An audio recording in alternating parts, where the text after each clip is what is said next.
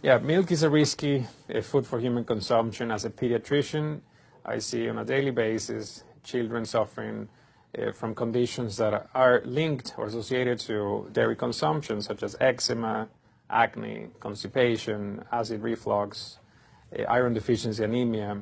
Cow's milk protein is the most allergenic food. People say, well, no, I want hormone-free, not injected with bovine growth hormone. But milk is this hormonal fluid, so it's just packed with sex hormones and natural sex steroid hormones like estrogen, progesterone. In fact, doesn't matter if it's conventional milk, doesn't matter if it's organic milk. Milk without hormones, that's an oxymoron. Organic dairy has just as much saturated fat and cholesterol and galactose and all the things that you don't want as conventional dairy. Dairy products in general have a lot of other products associated with it, not the least of which is pus.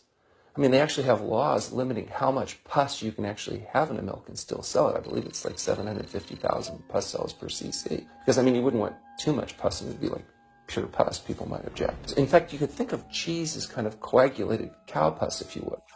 But I was always told that we need milk for strong bones. Researchers have studied bone development in kids and whether they get stress fractures and that kind of thing. And the kids who drink the most milk have zero protection. Milk does not build strong bones. Harvard researchers have looked at a large group of older women. Over an 18-year period, the milk drinkers had zero protection from fractures. So this old notion that somehow milk is going to build strong bones or protect your bones later in life, it's a myth. People that drink milk have higher rates of hip fractures, have more cancer, and live shorter lives. It turns out that countries with the highest dairy consumption also have the highest rates of osteoporosis. So clearly, drinking more milk doesn't protect your bones. Any animal protein boosts the level of IGF-1. Dairy products increases your risk for various forms of cancer, especially those related to your hormones. So breast cancer, prostate cancer, ovarian cancer. So this is not a product, even in its most pure state, you want to be consuming because it does come with risk. I found out that dairy can increase a man's chance of getting prostate cancer by 34%.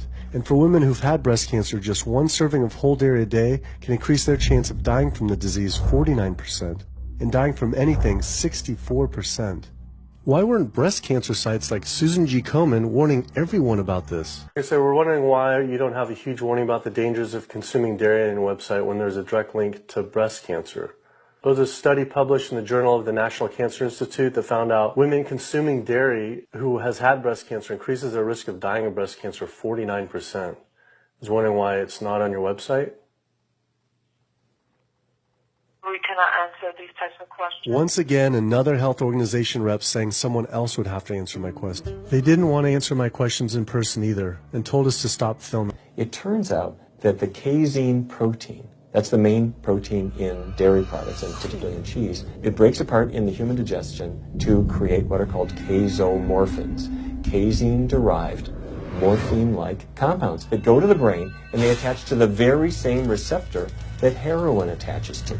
Don't get me wrong, they're not as strong as that, but they are strong enough to make you come back again and again and again, despite the fact that you're gaining weight, you're more unhealthy than you've ever been, but that cheese just calls out to people. Casomorphin may play a role in SIDS, and sudden infant death syndrome, may play a role in autism. This is one of the reasons why we don't want infants drinking milk from